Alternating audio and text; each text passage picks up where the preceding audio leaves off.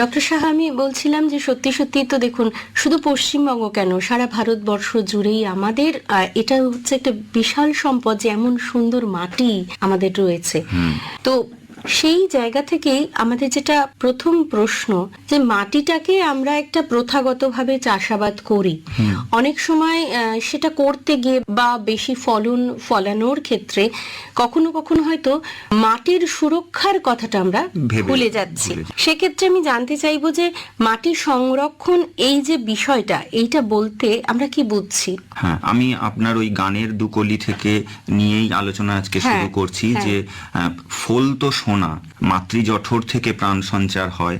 তাহলে পৃথিবীরও যদি জঠর বলে কেউ থাকে তাহলে সেটি মাটি, এবং সেই মাটি থেকেই যে ফসল উৎপাদিত হচ্ছে সেটা খেয়ে এই মানব সভ্যতা, শুধুমাত্র মানব নয়, প্রাণ যেটা বেঁচে থাকছে। কিন্তু সেটাকে দীর্ঘস্থায়ী করাটা সব থেকে বেশি জরুরি, এবং সেই জরুরি হবার পেছনে যার ভূমিকা সব থেকে বড় বেশি সেটা হলো মাটি। এবং এই মাটিটাকে সংরক্ষিত করতে হবে। সংরক্ষণের প্রশ্ন কেন আসছে? একেবারে প্রাচীন কাল থেকে কৃষিকাজ শুরু হয়েছে ফসল ফলানোর জন্য। সেই ফসল ফলানোর জন্য বিভিন্ন সময় বিভিন্ন কাজ করতে হয়েছে, কৃষিকাজ করতে হয়েছে, যার ফলে সেই পদ্ধতির মাধ্যমে মাটির বিভিন্ন রকমের ক্ষয় হতে শুরু করেছে। তো সেই মাটির ক্ষয়টা সেটা মূলত প্রাকৃতিক কারণ বা নৃতাত্ত্বিক কারণ, মানে যেটা মানুষ কৃষিকাজের জন্য, মানুষের কাজের জন্য হচ্ছিল, সেই কাজের জন্য মাটির ভৌতিক, রাসায়নিক এবং জৈবিক এই যে ধর্মগুলো রয়েছে, সেই ধর্মগুলোর অবক্ষয় ঘটেছে, এবং তার ফলে তার উর্বরতা হ্রাস পেয়েছে। যেহেতু কৃষিকাজ, সেই জন্য আমরা উর্বরতার দিকে বেশি নজর দিয়েছি। আর এই ক্ষয় যেটা ঘটে গেছে, এই ক্ষয়টাকে যদি আমরা আটকাতে না পারি, অবক্ষয়টাকে, তাহলে মাটি সংরক্ষিত থাকবে না, ভবিষ্যতের জন্য সে কিন্তু ফসল ফলাতে সাহায্য করবে না। এবং এই ক্ষেত্রে দেখা গেছে যে এই কৃষির পরিপ্রেক্ষিতে মাটির যে স্বাস্থ্য, তাকে যদি আমরা সংরক্ষিত করতে না পারি, উৎপাদন, তার উর্বরতাকে বৃদ্ধি করতে না পারি, তাহলে কি ঘটবে? মাটির উর্বরতা হ্রাস পাবে, মাটিতে যে খাদ্য সঞ্চয় করা এবং যোগান দেবার ক্ষমতা, সেগুলো হ্রাস পেয়ে যাবে। এবং তার সাথে সাথে মাটির যে বিভিন্ন সমস্যা, মাটির রোগ, কৃষকরা গাছের রোগ নিয়ে খুব চিন্তিত হন, কিন্তু মাটিরও রোগ হয়, মাটির অম্লত্ব রোগ, লবণাক্ততা রোগ, মাটিতে খাদ্যের ঘাটতি, মাটিতে খাদ্যের প্রাচুর্যতা, বিভিন্ন অসাম্য তৈরি হয়, যার ফলে উৎপাদন ক্ষমতা কমে যায় এবং তার সাথে জৈব বৈচিত্র্য হ্রাস পায়। তাহলে এই জিনিসগুলোই, অবনতিগুলো যদি ঘটে, তাহলে সর্বোপরি কি হবে?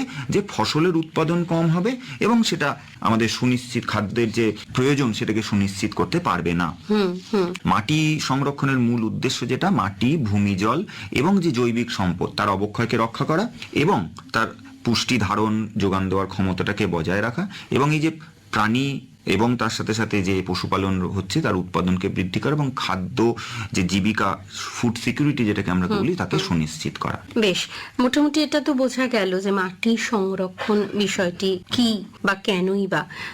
সেক্ষেত্রে এই যে কৃষির পরিপ্রেক্ষিতে মাটির সংরক্ষণ, বিশেষভাবে মাটির স্বাস্থ্যের উপরে যখন কৃষকরা, মানে কৃষি কাজটা অনেকটাই নির্ভরশীল, তাহলে মাটির স্বাস্থ্য কি, বা এই যে মাটির স্বাস্থ্য খারাপ হওয়া, যেগুলো আপনি বলছিলেন নানান রকম অসুখ বিসুখ হওয়া, তার কারণগুলোই বা কি, যদি একটু বিশদে আলোচনা করেন।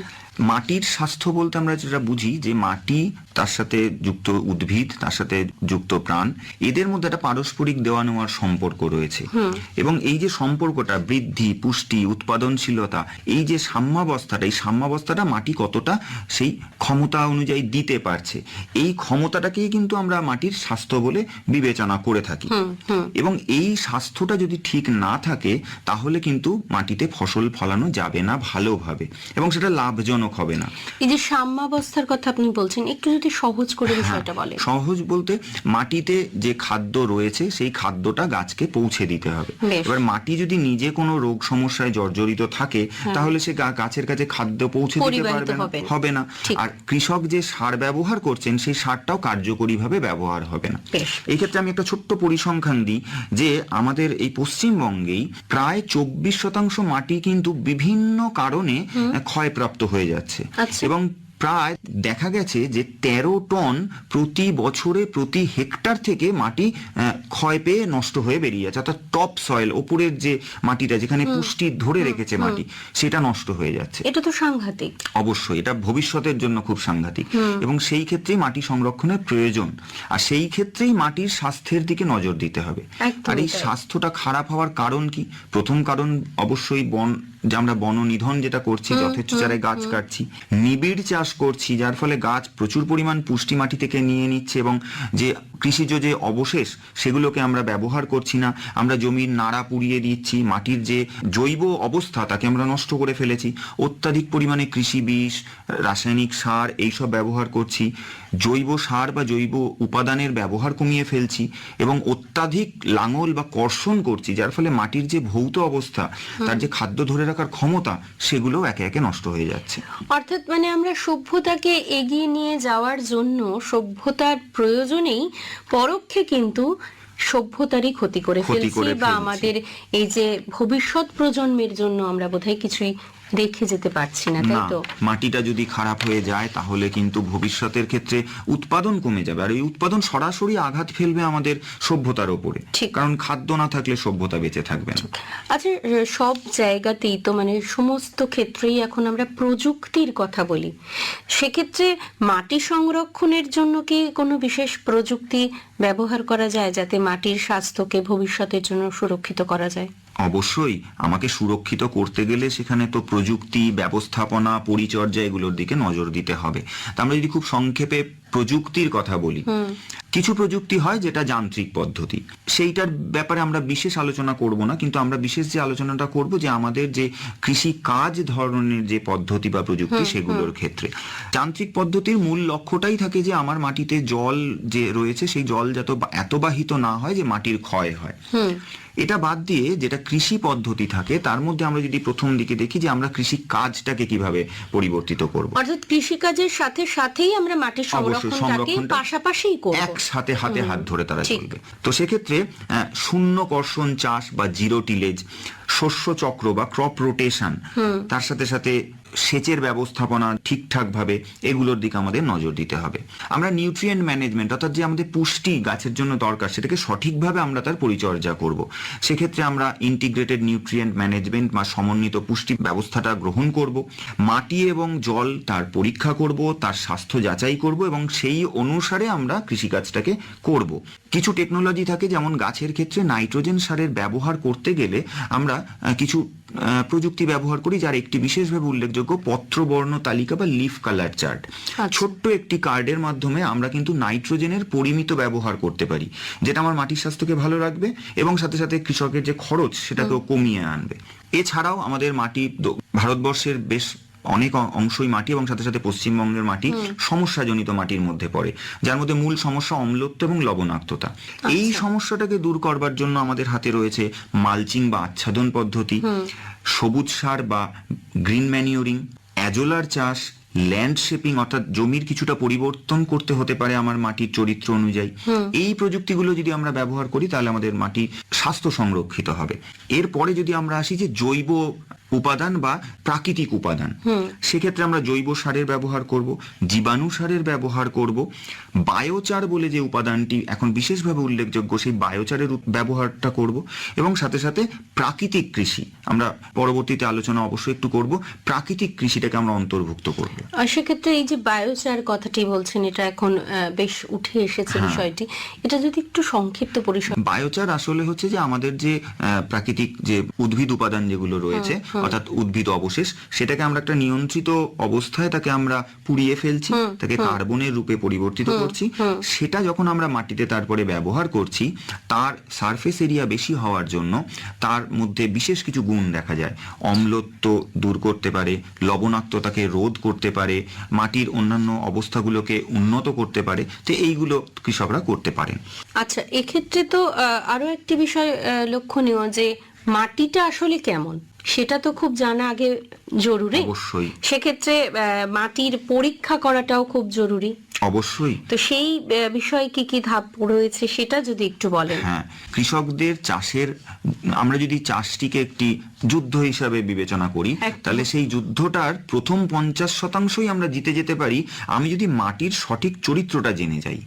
অর্থাৎ মাটিতে কতটা খাদ্য উপাদান রয়েছে এবং সেই মাটির কি সমস্যা রয়েছে, এই দুটো যদি আমরা মাটি পরীক্ষার মাধ্যমে জেনে নিই তাহলেই আমরা কিন্তু মাটিটাকে সুস্থভাবে পরিচালনা করতে পারবো। হ্যাঁ ডক্টর সাহা, আপনার কথা শুনে আমার এটাই মনে হচ্ছে যে ঠিক যেমনটি করে আমার বাড়িতে আমার একটা সদ্যজাত বাচ্চা যখন জন্মায় এবং একটু একটু করে যখন বেড়ে ওঠে, তাকে যখন দেখে মা বুঝতে পারে পারেন যে তার মধ্যে কি কি সমস্যা রয়েছে, সেটা একেবারেই পরিলক্ষণের বিষয়, যে অবশ্যই। যেমন করে আমরা তাকে খুব লালন ভালোভাবে, পালন করি। হ্যাঁ, সেই ভালোবাসা এবং খুঁটিনাটি যখনই আমরা দেখব, তখনই কিন্তু আমরা সমস্যাটাও বুঝতে পারবো এবং সমাধানের রাস্তাটাও খুব সহজ খুঁজে হয়ে পেয়ে যাবে, যাব। খুব হ্যাঁ, সহজ হয়ে যাবে। সেক্ষেত্রে মাটির ক্ষেত্রেও বোধহয় একই রকম। হ্যাঁ, একই রকম।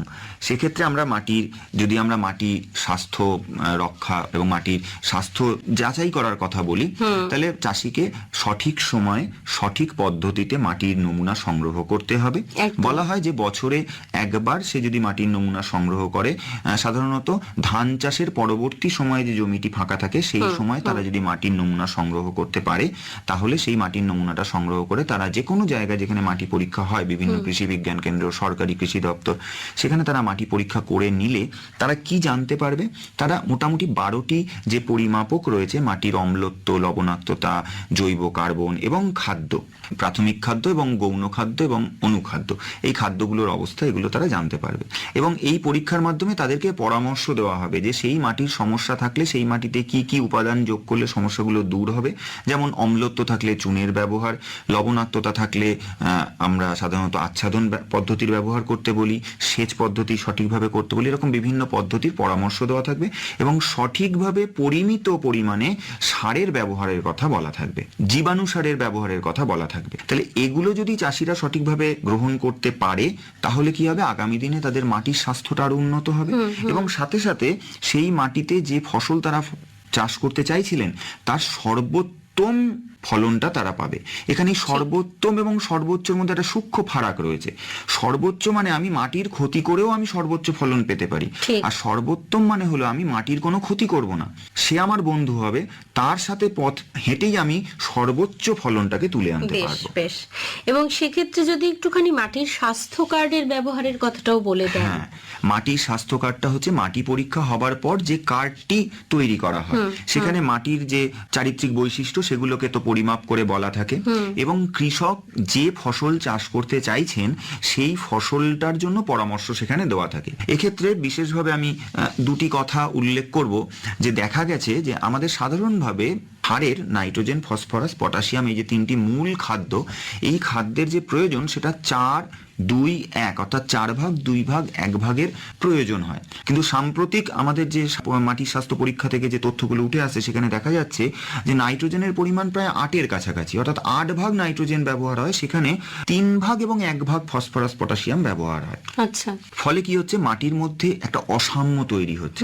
এই অসাম্যের ফলে মাটির বিভিন্ন সমস্যা দেখা দিচ্ছে এবং মাটির মধ্যে থাকা মূল কারিগর, গাছের কাছে খাদ্য পৌঁছে দেওয়ার যে অণুজীব, যে অণুজীবের বাস্তুতন্ত্র, তাদের যে সভ্যতা, সেইটা কিন্তু অসাম্যের মধ্যে পড়ে যাচ্ছে, তারা বিপর্যস্ত হয়ে যাচ্ছে, ফলে সঠিকভাবে মাটি থাকছে না। তাহলে এই স্বাস্থ্য কার্ডে সেই পরামর্শ দেওয়া থাকবে এবং কৃষক কোন ফসল ওই জমিতে ভালো হতে পারে সেই পরামর্শ দেওয়া থাকবে। তাহলে তারা যদি এই পরামর্শগুলো মেনে চলেন, তাহলে তাদের ক্ষেত্রে লাভজনক হবে তাদের চাষটা। এক্ষেত্রে কৃষককে একটি বিষয় নজর রাখতে হবে, যে মাটির স্বাস্থ্য কার্ডে নাইট্রোজেন, ফসফরাস, পটাশিয়ামের যে পরামর্শ দেওয়া আছে সেটি কোন ভাবে পরামর্শ দেওয়া আছে, NPK নাকি N-P2O5K2O, এই কোন রূপে দেওয়া আছে এটা একটু খেয়াল রাখবেন, যাতে সারের পরিমাণ জানাটা তাদের ক্ষেত্রে সুবিধাজনক হয়। এই ব্যাপারটা কি একটু বিস্তারিত বলা যায়? আচ্ছা, মাটির স্বাস্থ্য কার্ডে যেটা থাকে, দুরকম ভাবে পরামর্শটা দেওয়া যেতে পারে। একটা নাইট্রোজেন, ফসফরাস, পটাশিয়াম এই মৌল হিসাবে তাদের পরামর্শ দেওয়া যায়। সেখান থেকে তাদেরকে একটা ক্যালকুলেশন করে নিতে হয় যে কতটা সার লাগবে, বা নাইট্রোজেন P2O5 ফসফেট রূপে এবং K2O পটাশ রূপে তাদের সেখানে পরামর্শ দেওয়া থাকে। তাহলে তাদের সেটা দেখে নিয়ে এবং সেইখান থেকে একটা গাণিতিক রূপে তাদের পরিবর্তিত করতে হবে যে ইউরিয়া সার, সিঙ্গেল সুপার ফসফেট সার, MOP সার, যেটা পটাশ সার তারা বলে থাকেন, মিউরেট অফ পটাশ, এই সারগুলো কতটা পরিমাণে লাগবে। কারণ অনেক ক্ষেত্রে কৃষকদের একটা ভুল হয়ে যায় যে সংখ্যাটি লেখা রয়েছে সেটাকেই তারা সারের পরিমাণ হিসেবে বিবেচনা করে ফেলেন। তাহলে এই ভুলটা যেন না হয়, তারা সেই দিকে একটু লক্ষ্য রাখবেন। ঠিক ঠিক, অর্থাৎ বিশেষজ্ঞের পরামর্শটা নিয়ে এগোনোই খুবই ভালো। এক্ষেত্রে আরো একটি প্রশ্ন, ধরুন আমাদের তো পশ্চিমবঙ্গের একটা বিস্তীর্ণ এলাকা কৃষি জমি, যেটা উপকূলবর্তী, সেক্ষেত্রে লবণাক্ত মাটি রয়েছে প্রচুর, সেই লবণাক্ত মাটির স্বাস্থ্য বা তার উর্বরতা যদি আমরা বজায় রাখতে চাই তাহলে কি করা উচিত? এটা আমাদের দক্ষিণ 24 পরগনা জেলা বা মেদিনীপুর এইরকম কিছু জেলা রয়েছে যেখানের মাটি বেশ ভালোভাবেই সমস্যাজনিত, এবং সমস্যার মধ্যে মূল সমস্যা অম্লত্ব এবং তার সাথে সাথে লবণাক্ততা। এই লবণাক্ততাকে দূর করবার জন্য কৃষকরা অনেক কিছু পদ্ধতি অবলম্বন করেন, কিন্তু সেগুলো খুব একটা কার্যকরী নয়। সেক্ষেত্রে তারা যদি বেশ কিছু প্রযুক্তি ব্যবহার করেন, প্রথম যেটা বলা যেতে পারে আচ্ছাদন পদ্ধতি, অর্থাৎ মালচিং, অর্থাৎ মাটিটিকে তারা খড়, আগাছা, যে আগাছাটা তারা ফেলে দেন, তাদের গ্রামীণ অঞ্চলে প্রচুর কলা পাতা নষ্ট হয়, সেই কলা পাতা, এরকম ধরনের প্রাকৃতিক উপাদান দিয়ে তারা যদি গাছের গোড়া, মাটি এটিকে ঢাকা দিয়ে রাখেন, তাহলে সেক্ষেত্রে মাটির লবণাক্ততা অনেকটা কমে যাবে। এর সাথে সাথে সবুজ সারের ব্যবহার করবার জন্য আমরা বারবার পরামর্শ দিই, বছরে একবার করে ধনচে চাষ করে সেই জমির লবণাক্ততাটাকে তারা কমিয়ে আনতে পারেন। তার সাথে সাথে বিভিন্ন ধরনের আচ্ছাদন ফসল রয়েছে, সেই ফসলগুলোকে তারা অবশ্যই চাষের মধ্যে নেবেন। ম্যানগ্রোভ প্ল্যান্টেশন বা ম্যানগ্রোভ যে গাছ বসানো, এইটাও কিন্তু মাটি সংরক্ষণের ক্ষেত্রে খুব জরুরি উপকূলবর্তী অঞ্চলে, কারণ এই লবণাক্ত জল যাতে ভেতরে চলে আসতে না পারে, ক্ষয় আটকাবার জন্য, সেটা হচ্ছে একটা গার্ড ওয়াল। তাহলে সেই জিনিসটার দিকে তাদের অবশ্যই নজর রাখতে হবে। অ্যাজোলা পানাটার চাষ ধান জমিতে তারা যদি বছরে একবার করে করেন, তাহলে সেই মাটিতে জৈব পদার্থ যোগ হবার জন্য সেই মাটিতে কিন্তু খুব কার্যকরীভাবে লবণাক্ততা কমে যায়। এর সাথে ল্যান্ডশেপিং রয়েছে, কনজারভেশন টিলেজ রয়েছে, এই পদ্ধতিগুলো তারা বিশেষজ্ঞের কাছ থেকে পরামর্শ নিয়ে তারা করতে পারেন। এবং সাথে সাথে লবণাক্ত অঞ্চলে যখন তারা সবজি চাষ করছেন, সেক্ষেত্রে তাদের পরামর্শ দেওয়া হয় যে তারা রিজ এবং ফাড়ো, অর্থাৎ নালা এবং ভাটি, এই পদ্ধতিতে তারা চাষ করুন এবং গাছের গোড়াকে আচ্ছাদন দিয়ে তারা ঢেকে রাখুন। এই ধরনের প্রযুক্তিগুলি যদি তারা ব্যবহার করেন, তারা কার্যকরীভাবে লবণাক্ততার সমস্যাটাকে দূর করতে পারবেন। এবারে আসি যে সমস্যাজনিত যে মাটি, সেই মাটির ক্ষেত্রে জীবাণুসার, এই জীবাণুসার কিভাবে মাটির উন্নতি করতে পারে সেটা যদি একটু বুঝিয়ে বলেন। চাষিদের ক্ষেত্রে একটা ব্যাপার থাকেন যে তারা অন্যান্য সার, জৈব সার ব্যবহার করলেও জীবাণু সারের সাথে তাদের যেন একটা দূরত্ব রয়েছে। এই জীবাণু সারটা কিন্তু মাটির প্রকৃত বন্ধু। জীবাণু সার আসলে কিছুই না, একটি বাহক পদার্থের মধ্যে কিছু গুরুত্বপূর্ণ উপযোগী কিছু জীবাণুকে তার মধ্যে রাখা রয়েছে, যাদেরকে মাটির মধ্যে পৌঁছে দিলে তারা সেখানে বংশবিস্তার করবে এবং মাটির স্বাস্থ্যের উন্নতি ঘটাবে। কিভাবে? তারা মাটির মধ্যে থাকা যে খাদ্য রয়েছে, যেগুলো গাছের কাছে উপলব্ধ নয়, সেগুলোকে উপলব্ধ রূপে তারা পরিবর্তিত করবে, পৌঁছে দিতে সাহায্য করবে। ফলে এই ধরনের বিভিন্ন জীবাণুসার যেগুলো রয়েছে, নাইট্রোজেন আবদ্ধকারী জীবাণুসার, ফসফেট দ্রাব্যকারী জীবাণুসার, জিঙ্ক দ্রাব্যকারী জীবাণুসার, এই ধরনের জীবাণুসারগুলো যদি তারা ব্যবহার করেন, তাহলে তারা কিন্তু সেই সমস্যাজনিত মাটিতে কম সার প্রয়োগ করেও কিন্তু তারা ভালো ফলন লাভ করতে পারবেন। সেক্ষেত্রে আমার যেটা প্রশ্ন, যে কেন এই অনীহাটা, আপনার কি মনে হয়? এক্ষেত্রে দু তরফেই একটা ব্যাপার রয়েছে, যে যেহেতু এটা জীবাণু সার, একটা জৈবিক উপাদান, এর একটা ভ্যালিডিটি টাইম থাকে, একটা সময়কাল থাকে। তো কৃষকের যদি চাহিদা না থাকে, তাহলে যারা বিক্রি করেন তারা সেটাকে বিক্রয়ের জায়গায় নিয়ে আসেন না। আবার কৃষকরা যদি সঠিকভাবে ব্যবহার করেন, তবেই তারা আনবেন। মানে চাহিদাটা তৈরি হলেই এটার ব্যবহার বাড়বে। এক্ষেত্রে কৃষকদের সচেতনতাটা খুব জরুরি, এবং বিশেষ করে ডাল চাষের ক্ষেত্রে কৃষকদের জীবাণু সারের ব্যবহার অত্যন্ত প্রয়োজনীয়, কারণ ডাল চাষের ক্ষেত্রে সারের ব্যবহার একটু কম হয়। মাটির যদি সমস্যা থাকে, তাহলে সেই মাটির স্বাস্থ্যকে সংরক্ষিত করতে গেলে সেখানে জৈব সার এবং তার সাথে জীবাণু সার ব্যবহার করাটা আবশ্যিক হিসাবে বিবেচিত। এবারে আমরা তো প্রায় শেষের দিকে অনুষ্ঠানের চলে এসেছি। সবশেষে আমরা একটু জানতে চাইবো যে এই যে বর্তমান প্রাকৃতিক কৃষি পদ্ধতি, যাকে আমরা বিশেষভাবে গুরুত্ব দেওয়ার চেষ্টা করছি, আমার চাষি ভাইদের, কৃষক বন্ধুদের সে সম্পর্কে আমরা সচেতন করার চেষ্টা করছি। প্রাকৃতিক সম্পদ ও মাটির স্বাস্থ্য উন্নত করার কথা আমরা বারবার তাদের কাছে বলছি। একদম।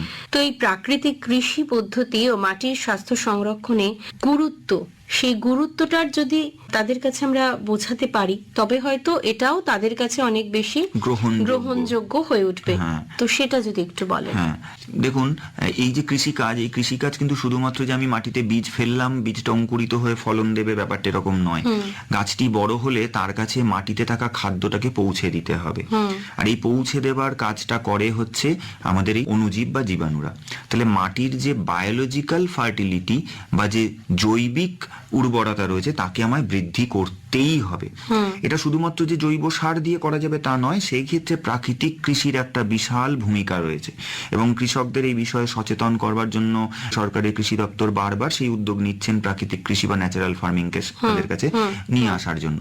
প্রাকৃতিক কৃষি আর কিছুই নয়, আমাদের কাছে যে প্রাকৃতিক সম্পদ রয়েছে, বিশেষত গোবর, গোমূত্র, গোদুগ্ধ, এরকম বিভিন্ন আরো কিছু দুধ, দই, কিছু গাছপালা, এই রকম জিনিসগুলো দিয়ে আমরা এমন কিছু উপচার বা কনককশন তৈরি করতে পারি যেটা মাটির মধ্যে থাকা এই অণুজীবের উৎপাদন ক্ষমতা, তাদের বংশবৃদ্ধি, তাদের কার্যকারিতাকে বাড়িয়ে তোলে।